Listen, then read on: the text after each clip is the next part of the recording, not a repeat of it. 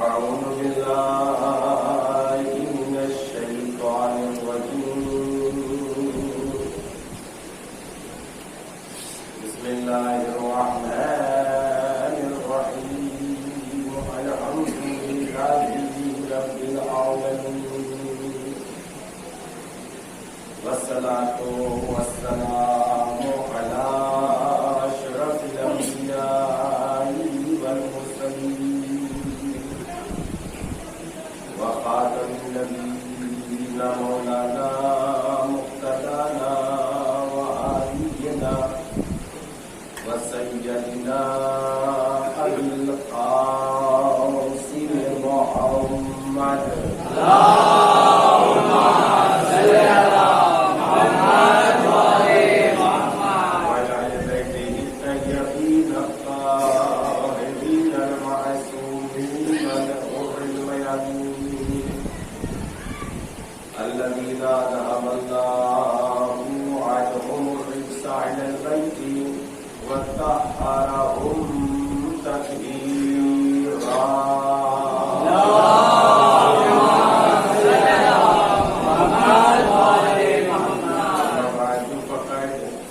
قال الله الحكيم في كتابه الكريم وهو أصدق الصادقين وقوله الحق.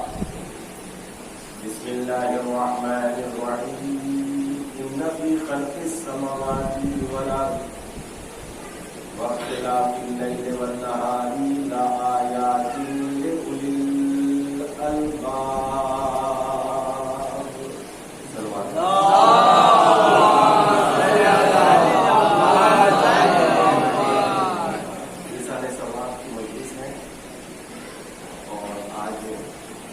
شہادت کی بھی حاضر ہے. اس عنوان سے ہماری گفتگو کا آغاز اس طرح ہوتا ہے کہ ہم جب اس کائنات میں نگاہ کرتے ہیں اور اس کائنات میں دیکھتے ہیں تو مالک نے ہماری معرفتوں کے لیے جو ذرائع کے طور پر بات کی ہے وہ یہ ہے کہ میری دی ہوئی نعمتوں کو پہچانو تاکہ اپنے نعمت دینے والے کو جان جاؤ کہ تمہارا نعمت دینے والا کیسی قدرتوں کا مالک ہے.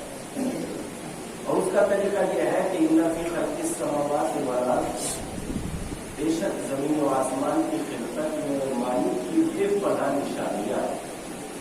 واختلاف اللیل والنہار، رات دن کے آنے جانے میں رات آتی ہے چلا جاتا ہے اور دن آتا ہے تو رات چلا جاتا ہے. بے پناہ اس میں اللہ کی نشانیاں ہیں، مگر یہ نشانیاں سب کے لیے نشانیاں نہیں ہیں، بلکہ جو عقل سے کام لیتے ہیں غور کرتے ہیں یہ نشانیاں انہیں کے لیے نشانیاں ہیں. اور ہم نعمتوں کو غور کرتے ہوئے کہ مالک نے مجھے کیسی کیسی نعمتیں دی. پہلے تو مجھے یہ دیکھ لینا چاہیے کہ اس نے مجھے انسان بنایا ہے اور انسان سے بڑھ کے رتبہ اس کائنات میں کسی کا بھی نہیں ہے. دلیل کیا ہے؟ دلیل یہ ہے کہ قرآن میں کہیں نہیں ملتا کہ خدا نے فرمایا ہو کہ بابرکت ہے وہ پروردگار جس نے آسمان کو پیدا کر دیا. نہیں ملتا. جبکہ آسمان کی خلقت کو نہ دیکھا جائے تو انسان کے بس کی بات نہیں ہے کہ سمجھ لیا جائے، یا زمین و آسمان کو دیکھ لیا جائے تو انسان ایک جو ہے ذرا سے ذرسونے تک نہیں پہنچ سکتا اس کی قدرتوں کے اعتبار سے. لیکن اس نے آسمان کو موضوع نہیں بنایا کہ اتنا بابرکت ہے وہ پروردگار جس نے اتنا عظیم انسان بنے آسمان بنا دیا جس کی نہ اونچائی کو سمجھا جا سکتا ہے نہ وسعتوں کو سمجھا جا سکتا ہے. اس میں بے پناہ عظیم ستارے تاج دیے ہیں اور وہ ستارے اپنے اپنے مدار میں تیر رہے ہیں. نہ چاند کبھی سورج سے ٹکراتا، نہ سورج کبھی چاند سے ٹکراتا، نہ ستارے آپس میں ٹکراتے ہیں. یہ نظام دیکھ لو. اس نظام کو دیکھنے کے بعد سمجھو کہ وہ پروردگار کتنا باریک نظام کا خلق کرنے والا بھی ہے اور کتنا عظیم جاننے والا بھی ہے. لیکن ان کو موضوع بحث نہیں بنایا، نہیں کہا کہ کتنا بابرکت ہے وہ پروردگار جس نے آسمان کو خلق کیا. پھر زمین کی گہرائیوں کو دیکھ لے، زمین کی وسعتوں کو دیکھ لے، زمین کی برکتوں کو دیکھ لے کہ اللہ نے زمین میں کتنی برکتیں رکھی ہیں. اگر ہماری غذا فضا کو دیکھیں تو اسی زمین سے ہے، ہماری زندگی کو دیکھیں تو اسی زمین سے ہے، دودھ کے خزانے بھی اسی زمین کے اندر ہے، حد تو یہ ہے کہ میری حیات بھی اسی زمین کے اندر ہے۔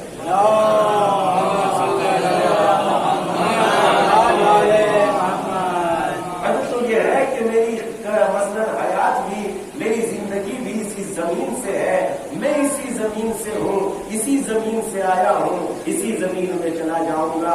میری زندگی کی جتنی نعمتیں ہیں سب اسی زمین سے ہے، پیٹرول اسی زمین سے ہے، پانی اسی زمین سے ہے، ہوا اسی زمین پر ہے، نعمتیں اسی زمین پر ہے، پھل اسی زمین سے پیدا ہوتے ہیں، گیہوں اسی زمین سے اگتے ہیں، چاول اسی زمین سے اگتے ہیں۔ پھر قدرت مسکراتی ہوئی کہتی ہے کہ پروردگار عالم نے اس زمین کے اوپر پھول لہرائے ہیں، غذائیں پیدا کی ہیں، اور تھوڑی دیر کے لیے ذرا سوچو کہ ایک دن اس زمین کے اوپر وہ بھی آتا ہے جب گندم اپنی کوکڑوں کو پھوڑتا ہے، زمین کے سینے پہ لہلہانے لگتا ہے، پھر ہم اس کو ایک ہوا کے ذریعے اس کا رنگ ہی بدل دیتے ہیں، اور جب وہ تیار ہو جاتا ہے تو چور مور سا بن جاتا ہے۔ اور فی الحال آخری میں قرآن کہتا ہے یہ عبرتیں ہیں صاحبان عقل کے لیے۔ یہاں بحث یہ ہے کہ جب اس کی پیدائش کی بات کی تب قرآن نے نہیں کہا کہ یہ عبرتیں ہیں صاحبان عقل کے لیے،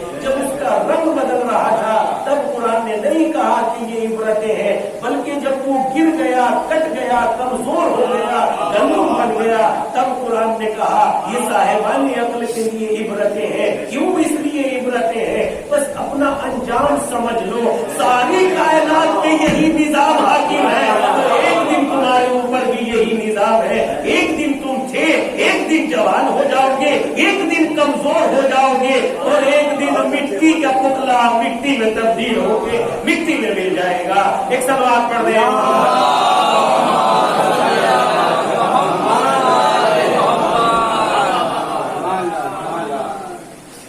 تو قرآن نے بڑھ کے کہا کہ ساری نعمتیں اس زمین میں ہے تمہارے لیے، پانی اسی زمین پہ ہے، سب کچھ اسی، پورا تمہارا سرچشمہ ہے حیات، منبع ہے حیات، پوری تمہاری زندگی اسی زمین پر ہے۔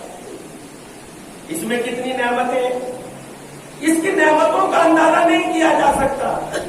قدرت نے آسمان سے پانی کو برسایا، ہوا نے اپنے دوش میں بادلوں کو اٹھایا، سمندر نے اپنی گود سے پانی کی بوندوں کو بوند بھاپ بنایا، سورج نے آسمان پہ چمک کے شعاؤں کو پیدا کیا۔ اگر یہ شعائیں نہ ہوتی، دامن مثلا بحر پر نہ پڑتی، دامن بحر سے مثلا وہ بخارات نہ بنتے، بخارات بن کے اگر ہوا نہ ہوتی، بادل اپنے دوش پر نہ اٹھاتی، اور پھر قدرت نے کیسا نظام بنایا، جب ہوا اس کو اپنے دوش پہ سوار کر کے آسمانوں کی بلندیوں پہ پہنچا دیتی ہے، تو قدرت کا نظام یہ ہے، نیچے کی ہوا پروردگار عالم نے گرم رکھی، اوپر کی ہوا کو سرد بنا دیا تاکہ پانی برف میں بدل جائے، اور جب پانی برف سے بادل سے نکلے برسنے کے لیے تو وہ برف ہی زمین پر نہ گر جائے، بلکہ اس کو گرم ہوا کے جب جھونکے لگے تو پانی بوند میں بدل جائے، اور بوند نقصان نہیں پہنچتی بلکہ دھار نقصان پہنچاتی ہے۔ قدرت نے پانی کو بوند بنا کے برسایا تاکہ زمین کو نقصان نہ پہنچ سکے، جو زمین کو آباد کرتا ہے تاکہ انسان کی آبادی قائم ہو جائے۔ اور اس کے بعد اگر اس زمین کو خدا ایسا بنا دیتا کہ زمین کے اوپر پانی اندر نہ جاتا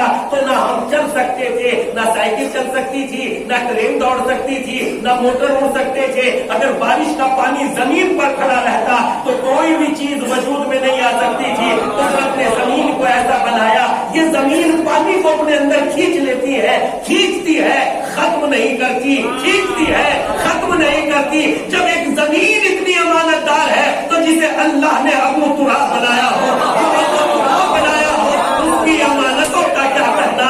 ایک سوال کر رہے ہیں،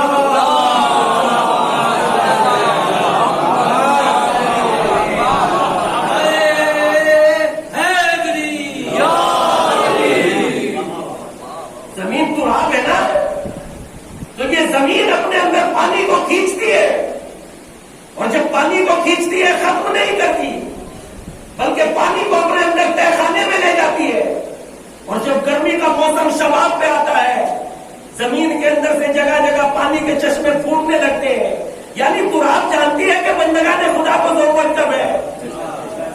تو رام جانتی ہے بندگان خدا کو ضرورت کب ہے؟ جب بارش برستی ہے پانی کو ذخیرہ کر لیتی ہے، ضرورت آتی ہے تو منبع پھوٹنے لگتے ہیں، چشمے بہنے لگتے ہیں، ندی نالے نکلنے لگتے ہیں، دریا آباد ہونے لگتے ہیں، سمندر گل کھلانے لگتے ہیں، پہاڑوں سے یہ چشمے جھرنے کی صورت میں پھوٹنے لگتے ہیں، بڑا خوشنما منظر بن جاتا ہے۔ یعنی معلوم ہوا زمین جانتی ہے کہ بندگان خدا کو ضرورت کب ہے۔ جب زمین اپنی امانتوں کو ضرورت کے مطابق یقیناً دے دیتی ہے تو جب بندگان خدا کو محشر میں علی کی ضرورت ہوگی، ارے محشر تو بہت دور ہے، قبر میں جب بندہ جائے گا تو علی آ جائیں گے تاکہ پتہ چل جائے زمین تب دیتی ہے جب ضرورت ہوتی ہے، وہ اوپر دیتی ہے زمین کے اندر نہیں دیتی۔ علی وہ ہے جو زمین کے اوپر بھی دیتے ہیں، زمین کے اندر بھی دیتے ہیں۔ یہ سلوات پڑھ دیں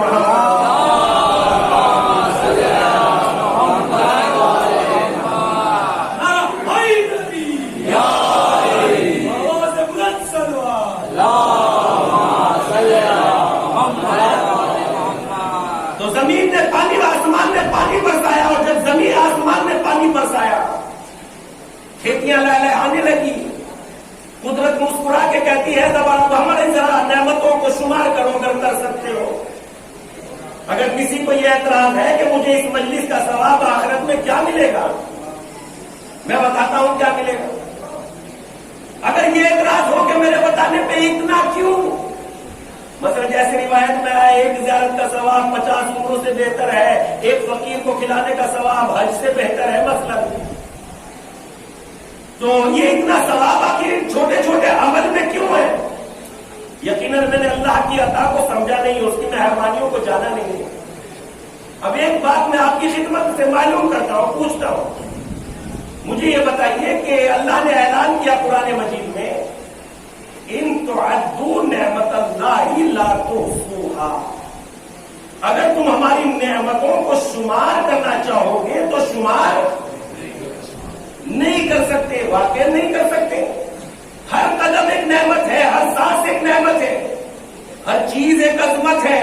یہاں تک کہ اگر میں اپنی آنکھ کے نظام کو ہی ذرا سمجھنے لگوں تو آنکھ کا نظام ہی سمجھتے سمجھتے زندگی گزر جائے گی، سمجھ نہیں سکتا۔ بلکہ میں تو آگے بڑھ کے یہ کہتا ہوں کہ قدرت نے میری آنکھ کو بچانے کے لیے پہلے تو یہ مضبوط قلعہ بنایا تاکہ میری آنکھ پہ اگر کوئی آفت آئے تو یہ مضبوط ہڈی اس کو روک لے، اور اگر تو غبار سے بچانے کے لیے مالک نے آنکھ کے اوپر 2 پلک بنا دیے، اور یہ پلک سے بہتر پلک جب میری آنکھوں میں کوئی مچھر وغیرہ حملہ کرتا ہے تو یہ پلک دشمن کا مقابلہ کرتے ہیں اور دشمن کو یہی گرفتار کر لیتے ہیں۔ لیکن اگر دشمن کامیاب بھی ہو گیا میری آنکھ میں گھسنے کے لیے تو مالک نے اس آنکھ کے چاروں طرف پانی کا ایک ایسا فوارہ بنا دیا ہے، جب تک وہ چشم آجز تک کر کے وہ اشک آنکھ اس دشمن کو نہ نکال لے تب تک میری آنکھ کے آنسو رکتے نہیں ہیں۔ بتاؤ تو صحیح اتنا بہترین انتظام کس نے کیا ہے؟ وہی جو میرا خالق و مالک ہے۔ پھر اس کے بعد امام نے فرمایا اے ابو حنیفہ بتاؤ اللہ نے آنکھ میں کموں میں میٹھا پانی کیوں پیدا کیا اور خداوند عالم نے کان میں کڑوا پانی کیوں پیدا کیا؟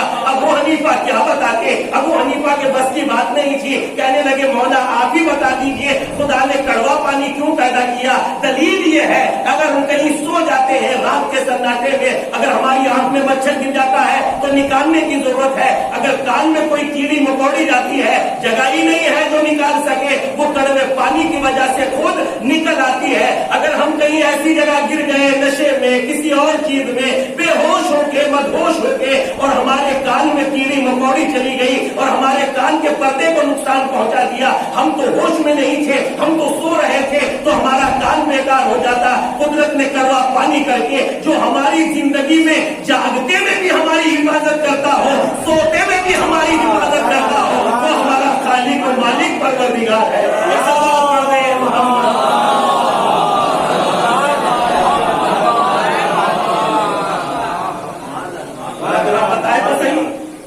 یہ ہماری حفاظتوں کے اتنے ذرائع کس نے پیدا کیے؟ تو زمین پہ نعمتیں کتنی ہیں تو نعمت اللہ ہے لا تحصوها۔ اگر تم ہماری نعمت کو شمار کریں، یہی سے بحث تھی نا، اگر تم ہماری نعمت کو شمار کرنا چاہو تو شمار نہیں کر سکتے۔ اب اس جملے کے پیش نظر میں آپ سے یہ پوچھنا چاہتا ہوں، کتنی نعمت ہے؟ ہاتھوں کی نعمت الگ، ایک طبیب ہندی آیا امام جعفر صادق علیہ السلام کی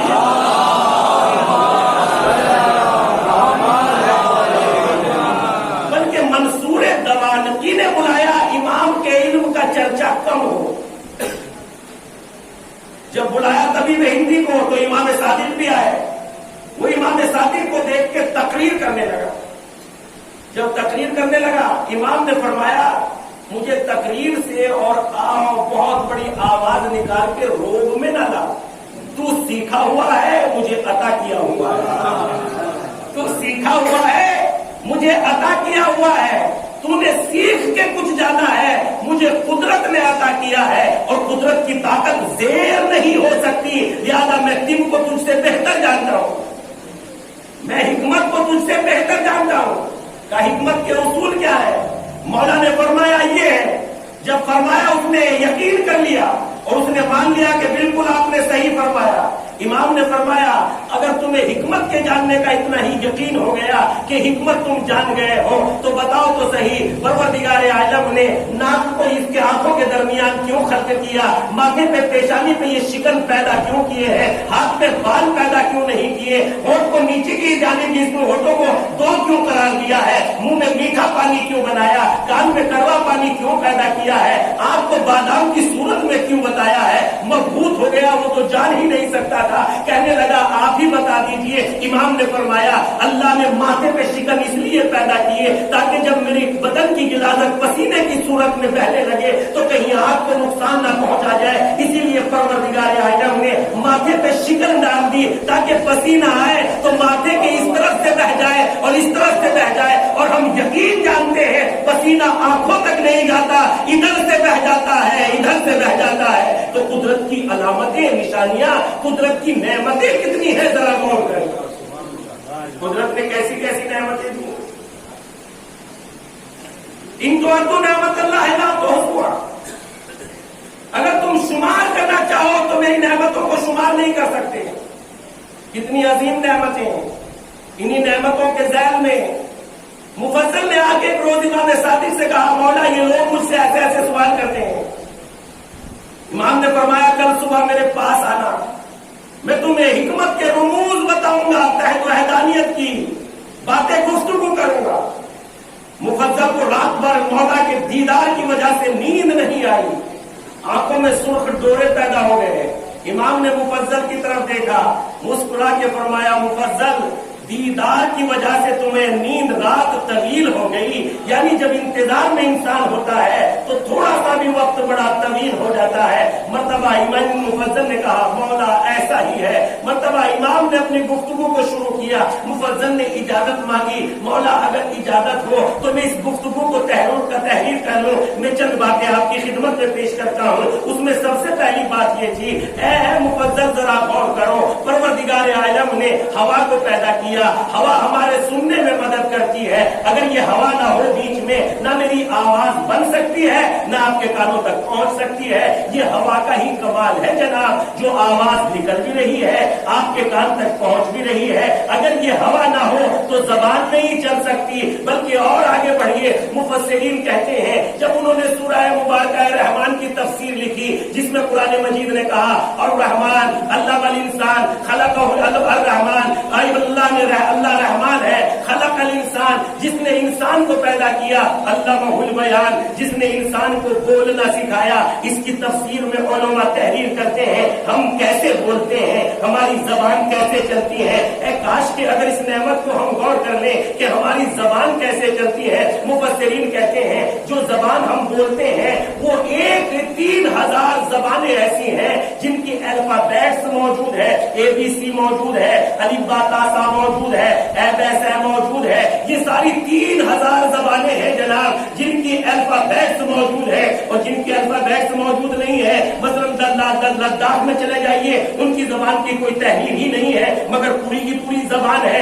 بہت ساری زبانیں ایسی ہیں جن کے الفابیٹس بھی موجود نہیں ہے، جن کی الفابیٹس موجود ہے وہ 3000 زبانیں ہیں۔ ہر آواز زبان سے نکلنے والی ایک زبان ہے، اے کرے تو ایک زبان ہے۔ چینیوں میں چلے جائیے، ہمیں لگتا ہے چون چون چون چون کر رہے ہیں، مگر وہ بھی ایک زبان ہے۔ حج کرنے چلے جائیے، وہاں ہزاروں قسم کے لوگ آتے ہیں، کوئی اپنی زبان میں بول رہا ہے، ایک زمزمہ سا بنا رہتا ہے۔ ہر آواز سے نکلنے والی، ہر زبان سے نکلنے والی آواز ایک زبان ہے، مکمل لینگویج ہے۔ ایمان اس کے بعد مفسرین کہتے ہیں یہ زبان کیسے پیدا ہوتی ہے، لفظ بنتے کیسے ہیں۔ ارشاد ہوتا ہے، تفسیر بیان کرتے ہیں، اللہ نے فضا میں ہوا کو پیدا کیا اور یہ ہوا ہمارے پھیپھڑوں میں چلی جاتی ہے سانسوں کے ذریعے، اور ہمارے پھیپھڑوں کو خداوند عالم نے ایسا نہیں بنایا کہ اگر وہ ہوا کو لیتے اور فوراً چھوڑ دیتے تو ہماری موت واقع ہو جاتی۔ پھیپھڑے ہوا کو کھینچتے ہیں، اپنے اندر جمع کر لیتے ہیں، رفتہ رفتہ چھوڑتے ہیں، رفتہ رفتہ چھوڑتے ہیں، اور جب یہ رفتہ رفتہ چھوڑتے ہیں یہ پھیپھڑوں سے منتقل ہو کے یہ ہوا میرے حلق میں آتی ہے، سانسوں کی نالیوں میں آتی ہے، یہاں آ کے یہ آواز بنتی ہے، الفاظ نہیں بنتی، یہاں یہ آواز بنتی ہے، الفاظ نہیں بنتی۔ دانتوں اور زبان کی مدد سے یہی ہوا الفاظ بن جاتی ہے۔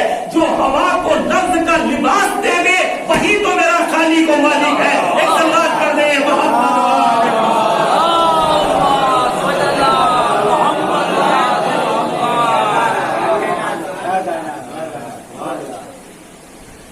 جو ہوا کو لباس الفاظ عطا کر دے، اچھا لباس الفاظ ہی نہیں بلکہ الفاظ میں معنی کو رکھ دے۔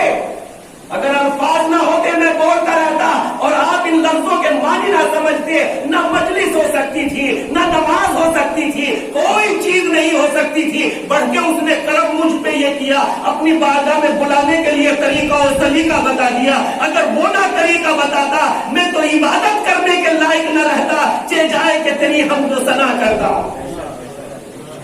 مثلا مثال کے طور پر آپ کتنے ہی بڑے رائٹر کیوں نہ ہو، ہزاروں کتابیں آپ نے لکھی ہو، اگر ابھی کہا جائے آیت اللہ سستانی صاحب کے لیے ایک درخواست لکھ دیجیے مولوی غلام عباس صاحب، آیت اللہ خامنئی صاحب کے لیے ایک درخواست لکھ دیجیے مولوی صاحب، ہزاروں پیج لکھے ہوں گے زندگی میں، لفظ ڈھونڈوں گا، کون سا لفظ لکھوں، کیا لکھوں، کہاں سے شروع کروں، پہلے اسے لکھ کے پھر پڑھوں گا، پھر پڑھوں نہیں، ان کی شایع نشان لفظ نہیں ہے، وہ بہت عظیم ہے، میری زبان بہت چھوٹی ہے۔ جب بندہ بندے کی شایع نشان لفظ نہیں بنا سکتا، خدا کی شایع نشان لفظ کہاں سے لے کے آئے گا؟ بندہ بندے کی شایع نشان لکھ دیجئے۔ اگر آپ کو اپنے علم کا بہت ذوق ہو گیا ہو تو لکھیے بیٹھ کے، ہم بھی دیکھ لیں گے کیا لکھے، پھر ہم سے چیک کرا لیجئے، گو کہ ہم بھی غلط ہی لکھیں گے مگر چیک کرتے ہوئے کبھی ہم بھی نکالیں گے۔ تو انسان کی اوقات اتنی ہے، بندے کے لیے لفظ استعمال نہیں کر سکتا، اسی لیے کہا عربی میں اگر دعا نہیں بھی سمجھ رہے ہو تو عربی میں ہی دعائیں پڑھو، اس لیے کہ انہوں نے وہی لفظ استعمال کیے ہیں جو اس کی شایع نشان ہے، وہی لفظ پڑھو جو انہوں نے عربی میں پڑھو دعائیں کو۔ میں بندہ نہیں جانتا، میں نہیں جانتا کہ اس کی شان کیا ہے، مگر محمد والے محمد تو جانتے ہیں اس کی شان کیا ہے۔ اسی لیے جب دعا کرو تو مجھے روایت نے بڑھ کے آگے سہارا دیا، یہ نہ کہنا اے ہمارے رب بلکہ یہ کہنا اے محمد والے محمد کے رب۔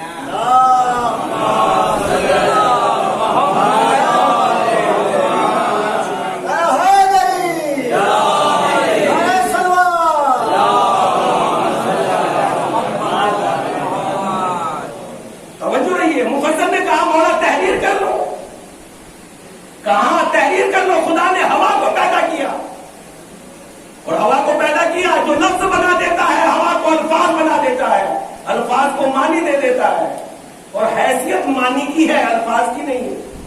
اس لیے اخروٹ کو آپ نے دیکھا ہے، اخروٹ کے اوپر ایک قلعہ بنایا خدا نے محفوظ، اس کے اندر خدا عالم نے مغز رکھا، حیثیت کس کی ہے؟ مغز کی، کہ وہ اخروٹ کے اوپر جو چھلکا ہے، مگر اس چھلکے کے بغیر مغز پروان نہیں چڑھ سکتا، الفاظ کے بغیر معنی منتقل نہیں ہو سکتے۔ تو اسی لیے پھر اس کے بعد امام کا جملہ سنیے، اے کاش کہ اس بات کو آپ لکھ لیتے، اپنے دامن میں اس کو جگہ دے دیتے۔ امام نے ارشاد فرمایا پروردگارا مجھے لفظوں سے نکال کر معنی میں داخل کر دے، مجھے لفظوں سے نکال کر معنی میں داخل کر دے۔ یا حسین ایک لفظ ہے، سیرت حسین معنی ہے۔ یا حسین کہنا ایک لفظ ہے، حسین کی سیرت پر عمل کرنا معنی ہے۔ یا علی کہنا ایک لفظ ہے، علی کی بات مان لینا اس کے معنی ہے۔ ایک صلوات پڑھ دے محمد۔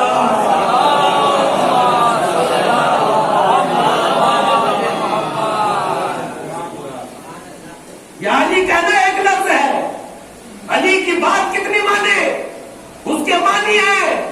نام لیوا تو بہت ہوں گے، ان کے کردار پہ اپنے کردار بس بلند کے یہ کہہ دوں، لباس بدلنا کمال نہیں ہے، کردار بدلنا کمال ہے۔ لشکر یزید میں جب حر تھا، حر کا لباس اترا ہوا نہیں آیا، حر نے لشکر یزید کا لباس نہیں اتارا، بلکہ حر نے لشکر یزید کا کردار بدلا۔ کردار بدلا تو حر بن گئے، لباس بدلنے سے حر نہ بنتے، کردار بدلنے سے حر بن گئے۔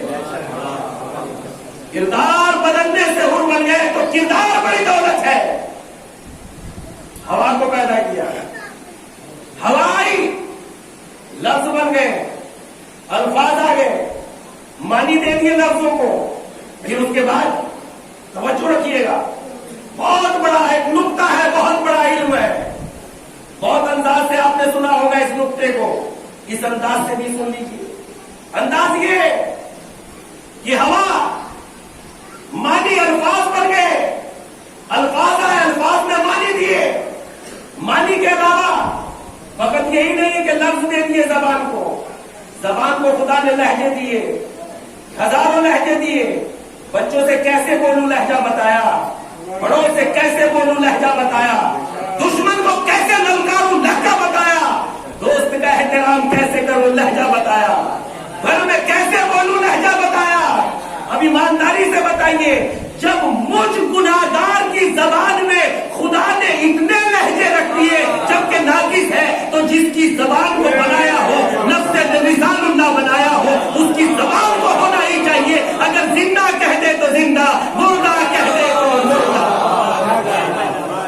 ایک صلوات پڑھ رہے ہیں محمد۔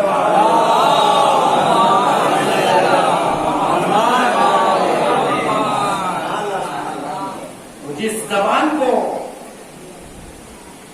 جب میری زبان میں خدا نے اتنے لہجے رکھے ہیں، جب چاہوں عربی میں بولنے لگو، جب چاہوں اردو میں بولنے لگو، جب چاہوں گجراتی میں بول دوں، جب چاہوں فارسی میں بول دوں۔ خداوند عالم نے کتنے لہجے رکھے، لیکن جس کو خدا نے میری زبان کو لسان اللہ تو نہیں کہا، لیکن جس کی زبان کو لسان اللہ بنایا ہو، اگر وہ کہتے سورج پلٹ آئے تو پلٹ آئے، اگر وہ کہتے پہاڑ اپنی جگہ سے چھوڑ دے تو چھوڑ دے، اس لیے کہ ان کی زبان کو اللہ نے لسان اللہ قرار دیا ہے۔ تو میری زبان میں جب اتنے لہجے رکھے ہیں، اس کے بعد ایمان نے آگے بڑھے، مفصل ہوا کو پیدا کیا، اور ہوا کی پرت پر، ہوا کے پیج پر میرے یہ لفظ ثبت ہو جاتے ہیں تحریر کی طرح۔ خدا کی قسم، آج تو سائنٹسٹ نے بھی یہ بات نکال دی نا کہ ہماری آواز، ہمارے خطبے، ہماری مجلسیں ضائع نہیں ہوتی، بلکہ ہوا کے دامن میں محفوظ رکھتی رہتی ہیں۔ آپ کے پاس علم ہونا چاہیے ان کو پلٹ کے لانے کا، ریکارڈ کرنے کا۔ وہ خطبے بھی مل جائیں گے جو غدیر میں دیا گیا ہے۔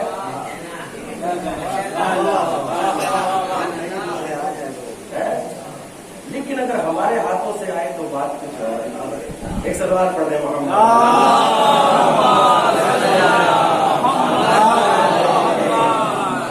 ہم لے کے آئے، حکمت تو ہمارا خزانہ ہے، دوسرے نہ لائے۔ دوسروں کو کیا پتا، کسے پتا مفصل کو کیا کہا امام صادق نے، ہمیں پتا ہے تو ہم نکلے۔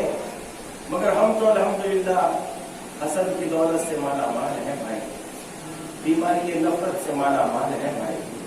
ہم تو بغض و نفاق، نفرت کی، آبرو عزت کی دھجی اڑانے میں مالا مال ہے بھائی۔ ہم تو گروہ بندی بنانے میں مالا مال ہے بھائی۔ ہم تو انجمن بازی کرنے میں مالا مال ہے بھائی۔ میں تو بہت مالا مال ہوں، اگر میں غریب ہوں تو علم سے غریب ہوں بھائی۔ فقیر ہوں بالکل علم سے، محبت سے فقیر ہوں. میں کسی کو 4 شبد محبت کے نہیں بول سکتا. نفرت کی آگ لگانے میں بڑا مالا مال ہوں بھائی. ایک صلوات پڑھنے محمد.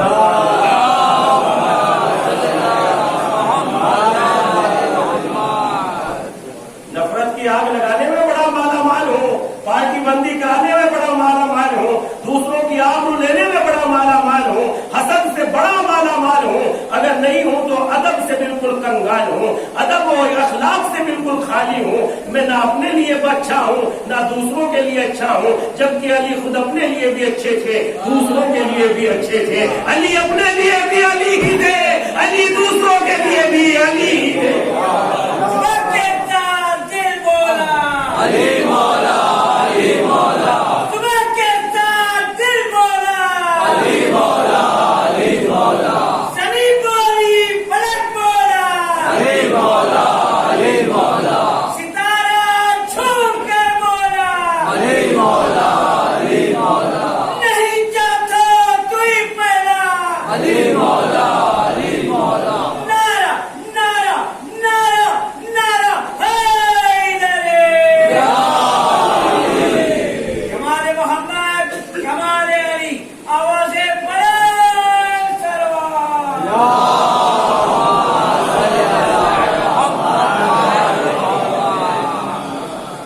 تو ہوا کی پرت پہ سارے موجود ہیں، تحریر ہے بالکل لکھے ہوئے، ہر لفظ ضائع نہیں ہوتا. ہوا اس کو اپنے دامن میں جمع کر لیتی ہے. اچھا یہ بولنے والے توجہ رکھیے گا، بہت ایک ایک لفظ میں توجہ رکھیے گا خدا کی قسم. یہ جتنی دن بھر میں آوازیں ہوتی ہے، ساؤنڈ ہوتا ہے، اگر ہوا ان کو ہوا کے دامن میں یہ آوازیں محفوظ رہتی اور ہوا ان کو اپنے اندر نہ کھینچتی، جذب نہ کرتی، تو ہم تو فقط اپنی نکالی ہوئی آوازوں سے ہی رات کو سو نہ پاتے اور ہماری زندگی میں خلل واقع ہو جاتا کہ نہیں ہو جاتا. جتنے لفظ ہم بول رہے ہیں، جتنی آوازیں نکل رہی ہیں، جتنے لوگ مثلاً جتنے بھی لوگ بول رہے ہیں، اگر ان ساری باتوں کو کاغذ پر جمع کیا جائے تو سارے انسان بھی مل کے اگر کاغذ بنائے تو کاغذ کم پڑ جائے گا. مگر ہوا کو خدا نے ایسا بنایا ہے، ساری آوازوں کو جمع بھی کر لیتی ہے، ہر لمحہ بدلتی بھی رہتی ہے، ہر لمحہ بدلتی بھی رہتی ہے، پلٹ پلٹ کے آتی بھی رہتی ہے. ذرا غور تو کرو، قدرت نے اگر ساری دنیا مل کے بھی اس ہوا کا شکریہ ادا کرنا چاہے تو یہ ہوا کا شکریہ ادا نہیں کر سکتے. اور ہوا کو قدرت نے میرے مزاج کے مطابق بنایا. اگر سرد ہے، مجھے سردی کی ضرورت ہے تو ٹھنڈی ٹھنڈی ہوائیں چلنے لگتی ہے. اگر مجھے گرمی کی ضرورت ہے، جب پھل کچے ہوتے ہیں تو ہوا میں نرمی ہوتی ہے، جب پھلوں کو پکانا ہوتا ہے تو ہوا میں خنکی پیدا کر دیتا ہے، گرمی پیدا کر دیتا ہے تاکہ پھل تیار ہونے لگے، پیڑ تیار ہونے لگے. قدرت کا اپنا نظام کتنا عظیم ہے. پھر امام آگے بڑھے اور امام نے آگے بڑھ کے کہا، اے مفضل تم نے غور نہیں کیا، بکری کو خداوند عالم نے سن دیا اور شیر کو پروردگار عالم نے تیز پنجے دیے. اس لیے بکری کو سم اس لیے دیا، بکری کو اس کی ضرورت تھی اور شیر کو اس کی ضرورت تھی. اگر پنجے بکری کو دے دیتا اور سم شیر کو دے دیتا، دونوں بھوکے مر جاتے، کسی کی غذا کا انتظام نہ ہوتا. خدا جانوروں کی ضرورتوں کو جانتا ہے. اور پھر اس کے بعد امام نے فرمایا، اے مفضل تم نے غور نہیں کیا، اب پرندوں کی زندگیوں میں آ جاؤ اور پرندوں کی زندگیوں میں آنے کے بعد دیکھو، کچھ کی منقار کو ایسا بنایا جو چارہ دانہ کھاتی ہے اور کچھ کی منقار کو ایسا بنایا جو گوشت کھاتے ہیں. بگلے کو آپ نے دیکھا ہوگا، اگر اس کی منقار چھوٹی بنا دیتا تو کبھی اپنا شکار ندی نالی سے نہیں کر سکتا تھا. مگر بگلا شکار کے انتظار میں دریا میں یوں بیٹھ جاتا ہے اور جیسے ہی اس کا شکار آتا ہے اپنی منقار سے، تیز دھار منقار سے اپنا شکار کر لیتا ہے. جو جانوروں کی ضرورت جانتا ہے، جو چیونٹیوں کی ضرورت جانتا ہے، جو کسب کی ضرورت جانتا ہے، وہی تو میرا خالق و مالک ہے. اے مفضل تم نے غور نہیں کیا. پھر ذرا پتوں میں چھپے ہوئے پھلوں کو تو دیکھو، آندھیاں آتی ہیں، بارشیں آتی ہیں، جھکڑ چلتے ہیں، مگر پتے اپنے پھلوں کی یوں حفاظت کرتے ہیں، ٹوٹنے نہیں دیتے، گرنے نہیں دیتے. اور جب پھل تیار ہو جاتے ہیں، شاخیں کمزور پڑ جاتی ہیں، درخت اپنا پھل خود ہی گرانے لگتا ہے. بتاؤ تو یہ پھل کس نے بچائے؟ اور قدرت نے تمہارے لیے کوئی اپنے ہاتھوں کے دسترخوان بنا کے تمہاری خدمت میں پھلوں کو پیش کر دیا۔ اس کے بعد اے مفضل ذرا غور کرو، تم نے انار میں دیکھا ہے پہاڑیوں کی شکل میں اس کے دانے دانے ٹانک دیے، اور اس کے بعد قدرت نے اس کے اوپر ایک گلاف بھی چڑھا دیا تاکہ پچھلے دانے اوپر والے دانوں کو نہ سڑا دے اور نچلے دانے اوپر والے دانوں کو خراب نہ کر دے۔ تمہاری غذا کا یہ بہترین انداز کس نے بنایا؟ اور اے مفضل تم نے غور نہیں کیا، انڈے میں خدا نے دو پانی پیدا کیے، ایک سونے کے جیسا اور دوسرا چاندی کے جیسا۔ نہ چاندی سونے میں ملتی ہے، نہ سونا چاندی میں ملتا ہے۔ ایک صلوات پڑھ دے محمد۔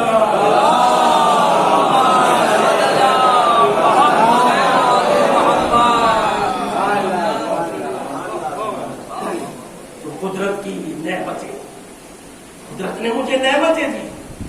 بات یہاں سے ہوئی تھی کہ انسان سے بڑھ کے اس کائنات میں کچھ نہیں۔ پہلا جملہ یہی تھا، زمین کو پیدا کیا، نہیں کہا خداوند عالم نے کتنا بابرکت ہے وہ پروردگار جس نے زمین کو بنا دیا۔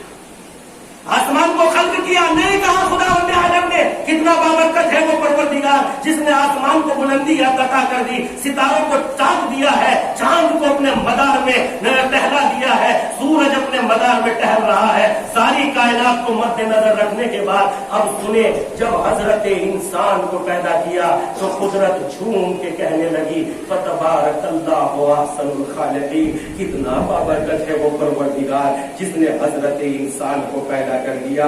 یعنی انسان کی عزت پہ پناہ ہے، یہاں تک کہ نبیوں کو بھیجا تو میری صورت میں بھیجا، یہاں تک کہ نبیوں کو بھیجا میری صورت میں بھیجا، ائمہ کو بھیجا میری صورت میں بھیجا، پردہ غیب میں جسے رکھا اسے بھی انسان کی صورت میں رکھا۔ انسان کی صورت اللہ کو کتنی عظیم ہے، یعنی ہر کسی کو میری ہی صورت میں بھیجا، میری تو صورت میں بھیجا۔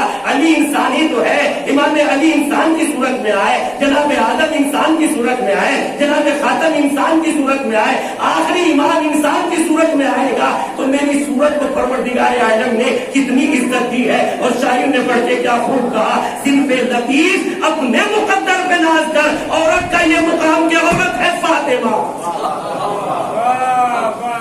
عورت کا یہ مقام کہ عورت ہے فاطمہ۔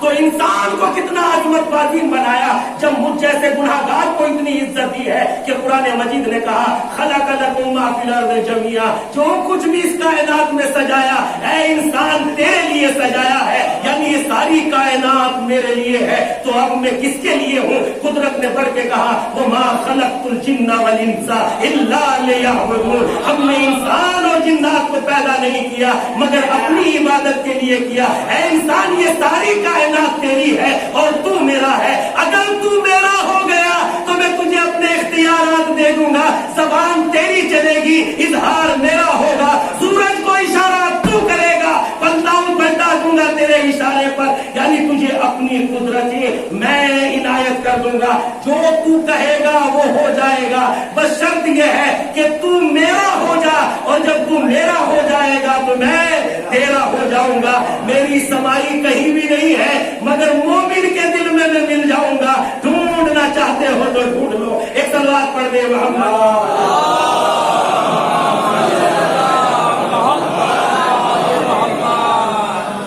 ڈھونڈنا چاہتے ہو تو ڈھونڈ لو، میں مومن کے دل میں۔ پھر اس کے بعد ذرا غور کریں، جب مجھ جیسے انسان کی اتنی عزت ہے جبکہ مجھے نور سے پیدا نہیں کیا، جسے نور سے خلق کیا ہے، جسے بنایا ہی وہ علی، اس کی عزت کتنی ہوگی۔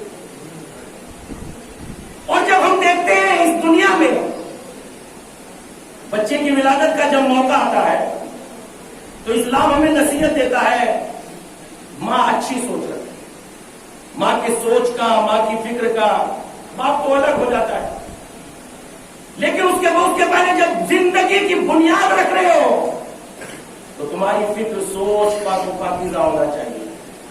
پھر مجھے اصول بتاتے ہیں جب تم زندگی کی بنیاد رکھ رہے ہو تو تمہارا ہاتھ کہیں اور مشغول نہ ہو، تمہارا پیر کہیں اور مشغول نہ ہو، اس لیے کہ تمہارے بدن کی پوری طاقت سے انسان بنتا ہے۔ اگر ہاتھ کہیں اور مشغول ہے تو بچے کا ہاتھ شل یا ٹونڈا ہو سکتا ہے، پیر کہیں اور مشغول ہے تو بچہ اپاہج پیدا ہو سکتا ہے، آنکھیں کہیں اور مشغول ہے تو بچہ اندھا پیدا ہو سکتا ہے، فکر کہیں اور مشغول ہے تو بچہ ذہنی خلل کے اعتبار سے اس میں ذہنی توازن کم ہوں گے، اس اعتبار سے بچہ دیوانہ پیدا ہو سکتا ہے۔ لیکن اب مجھے بتائیے، اگر میری فکر سلامت ہو تو بچے میں میری سوچ منتقل ہوگی۔ لیکن اب یہیں سے جملہ کہتا ہوں، جس ماں کے لیے، جس زینب کے لیے باپ جالی جیسا باپ ہو، اس کی فکر کی پاکیزگی کو کون پہنچ سکتا ہے؟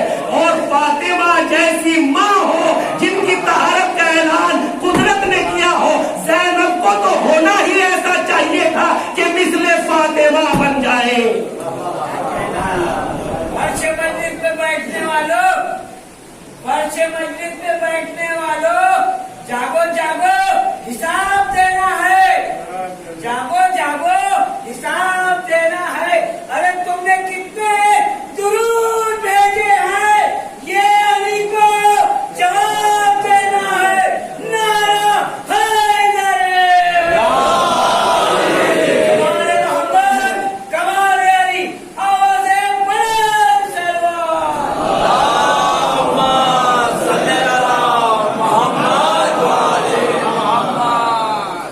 پھر سائنس کا بھی اصول ہے، قانون ہے، طریقہ ہے، بتایا مجھے، آج تو سسٹم میں بھی آ گیا، لوگوں کو بھی پتا۔ ہمارے گھر میں ولادت ہونے والی تھی، ہم ڈاکٹر صاحب کے پاس گئے، حضور چاہتے ہیں بچہ خوبصورت پیدا ہو۔ کیا بتایا؟ جہاں ماں رہتی ہو وہاں اچھی اچھی تصویریں لگا دو خوبصورت بچوں کی۔ ٹھیک ہے، ہم نے ایسا ہی کیا۔ یہ تصویروں میں جان تو نہیں ہے، یہ تصویروں میں کوئی عمل تو نہیں ہے، یہ تو بے جان تصویریں ہیں۔ جب بے جان تصویروں کا اثر لے کے ماں کے شکم میں بچہ اثر لیتا ہے تو جب جناب زینب پروان چڑھ رہی ہوگی، کبھی علی کا چہرہ دیکھتی ہوگی، کبھی حسین کا چہرہ دیکھتی ہوگی، کبھی حسن کا چہرہ سامنے آتا ہوگا، کبھی ماں کے سامنے، فاطمہ کے سامنے پیغمبر اسلام کا چہرہ آتا ہوگا۔ تو اب اس اعتبار سے دیکھیے پاکیزگی طہارت کتنی ہے، کمال خلقت کیا ہے، یعنی جس کے چاروں طرف معصوم ہستیوں کا پہرا ہو، یا علی ہے۔ اگر فاطمہ بات کریں گی کلام سے بھی بہت اثر پڑتا ہے، اگر ہم جاہل سے بات کرتے ہیں تو جاہلانہ گفتگو زبان پہ آئی جاتی ہے، اگر عالم سے بات کرتے ہیں تو کلام بڑا سنجیدہ ہوتا ہے۔ تو اب ذرا غور کریں، ایک طرف ماں پیغمبر اسلام سے بات کر رہی ہے، پیغمبر فاطمہ سے بات کر رہے ہیں، ایک طرف علی فاطمہ سے بات کر رہے ہیں، ایک طرف علی فاطمہ علی سے بات کر رہی ہے، ایک طرف حسن فاطمہ اپنی ماں سے بات کر رہے ہیں، ایک طرف جناب فاطمہ اپنے بیٹے سے۔ یہ سب وہ ہستیاں ہیں جو معصوم ہیں۔ اور اس کے بعد ذرا غور کیجئے، جب ہم قرآن پہ عمل کر کے کسی بچے کی تعلیم و تربیت کرتے ہیں تو محمد حسین تباہی وہ ہے جو شکم مادر سے ہی حافظ قرآن پیدا ہو جاتے ہیں، جب زبان کھولتے ہیں تو حافظ ہوتے ہیں، یعنی تلاوت قرآن کرتے ہیں۔ چند سالوں کی وجہ سے 4-5 سال میں پورے عرب کو حیرت میں ڈال دیتے ہیں کہ انہیں پورا قرآن، جب ایک عالم دین یا ایک گناہگار انسان قرآن پر عمل کر لے تو ان کے بچے حافظ قرآن پیدا ہوتے ہیں جن کے گھر میں قرآن ہی نازل ہوا ہے۔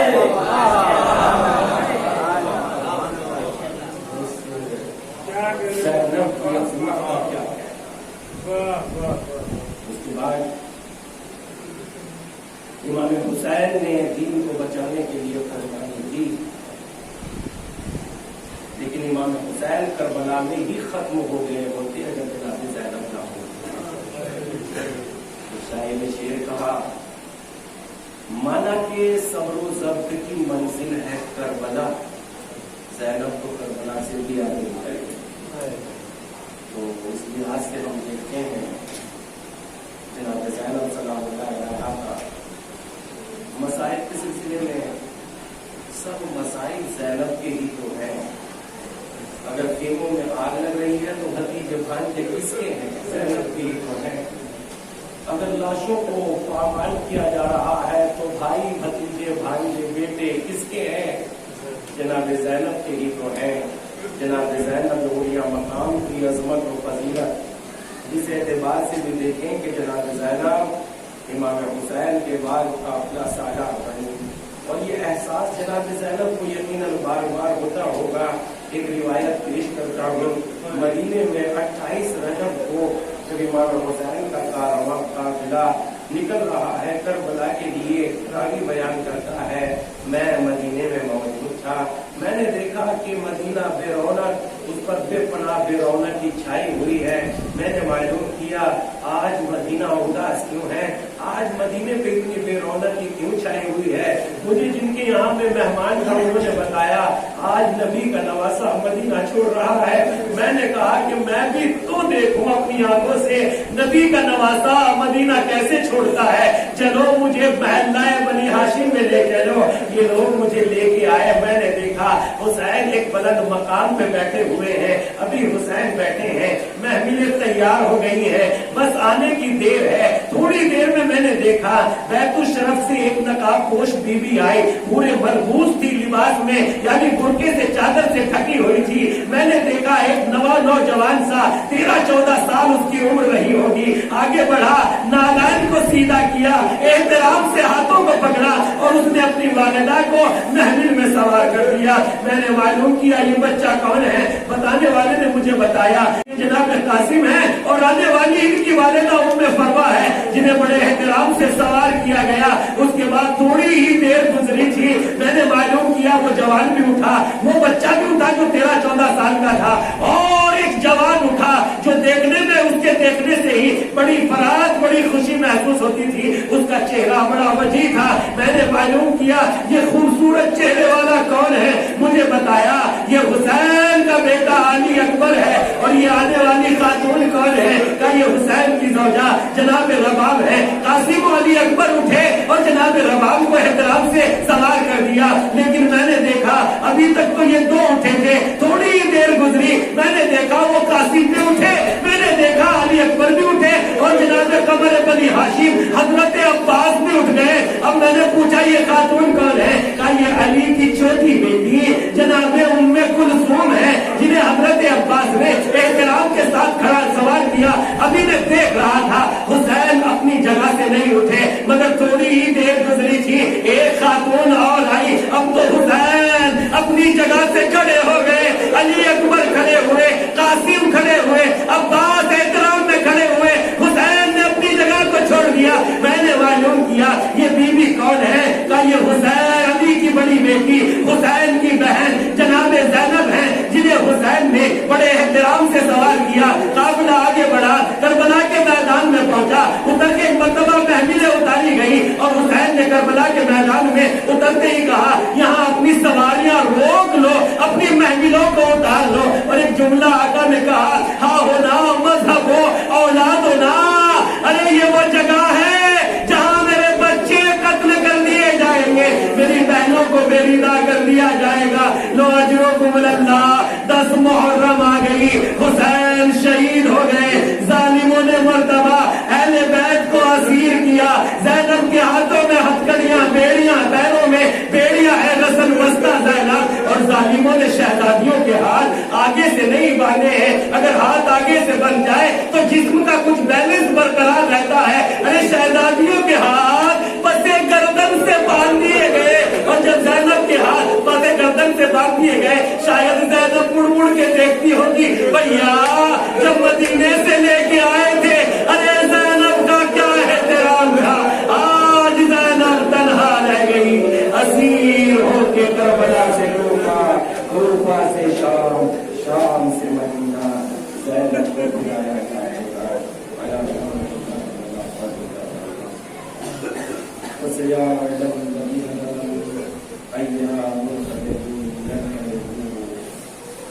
परवरदिगारा की व्यवस्था मोहम्मद का हमारी इस मजलिस को कबूल फरमा, बेरोजगारों को रोजगार इनायत फरमा। परवरदिगारा हम तेरी नेमत में गौर करें, ऐसी तौफीक इनायत फरमा। परवरदिगारा ये बड़ी दुआ है कि हमारे मौला के ज़बूर में ताजील फरमा, मगर उससे भी बड़ी दुआ ये है कि मालिक उनके आने से पहले हमें अपना किरदार संवारने की तौफीक इनायत फरमा। मालिक जब हमारा किरदार संवर जाए तो हमारे आका मौला के ज़बूर में जल्दी फरमा। परवरदिगारा मरहूम के दर्जात में बुलंदी इनायत फरमा। परवरदिगारा जवारे रहमत में जगह इनायत फरमा। परवरदिगारा मग़फ़िरत का सामान इनायत फरमा। परवरदिगारा इनकी कब्र को नूर से मुनव्वर फरमा। परवरदिगारा परवरदिगारा इनकी कब्र में जन्नत के दरीचों में से दरीचों को बा फरमा। परवरदिगारा तुझे वास्ता मोहम्मद वाले मोहम्मद का इनके गुनाहारे कबीरा व सगीरा को माफ फरमा। परवरदिगारा हमारे इमाम के ज़बूर में ताजील फरमा, हमें उनके अमल व अंसार में शुमार फरमा। रब्बना तक़ब्बल मिन्ना इन्नका अंतस समीउल अलीम। एक मरतबा सूरह हम्द और 3 मरतबा सूरह तौहीद की तिलावत फरमाकर मरहूम सरवर हुसैन इब्ने मरहूम मुंतजिम हुसैन सैदी की रूह को इंसाफ फरमा।